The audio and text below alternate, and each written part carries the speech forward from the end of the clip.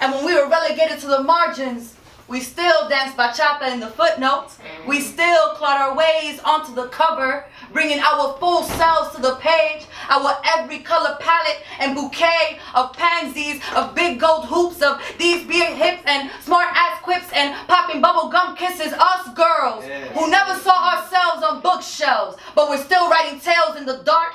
Us brown girls, brick built, masters of every metaphor and every metamorphosis. Atlanta, how y'all doing? Y'all alright? Yeah, so I started the novel in 2012 and I probably worked on it for a couple months and then realized I didn't know how to write a novel. And so I went off to get my master's in creative writing, right? I stopped teaching because I realized that what I wanted to dedicate myself to was storytelling. As a poet, as someone who performs and has been performing for years, I would stand in front of my classrooms and give them these poems and they could not carry them with them. They could not put it in their book bag, they couldn't put it on their shelves, they couldn't carry it on the train. So I wanted to make something tangible. I wanted to make something tangible for the young women and young men in that classroom who were looking at all of this and saying, that's not me though, right? Where are the stories about us and what's next?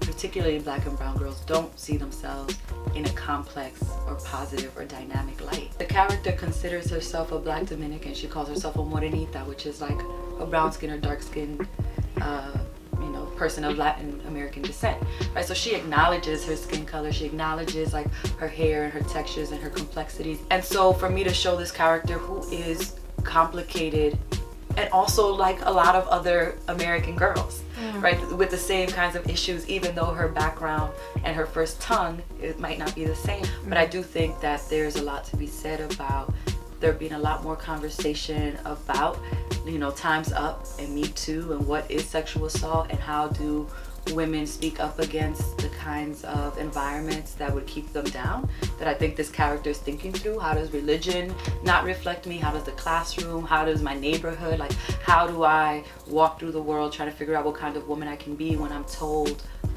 mostly by these patriarchal systems that I can't be who I want to be, right? So she is pushing back, and I think we're in a moment where that is happening. And we're also in a moment where like a lot of folks are really paying attention to intersectional feminism, that this is a character that in a lot of ways is, you know, Afro-Latina, is young, is carrying a lot of cultural values that she's not going to let go simply because she is adopting certain feminist ideas, that she is complex in her feminism. And I think we are in that stage now where we have to say, it is all these things together, that you can be a woman of color, the daughter of immigrants, first generation, and also, you know, a feminist. I remember just walking down the street with my homegirls and always getting catcalled, always being called attention to, but in a lot of ways being invisible, right? Because no one saw our character. There wasn't room for us to show who we really were because in a lot of ways we were just our bodies.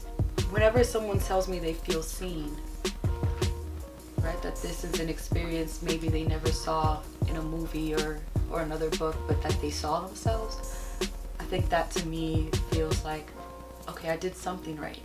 I guess just like the empathy that we all might want to look at someone and say, oh, they're different, but that at the heart of it, we're not quite that different. And that our difference actually makes us like beautiful.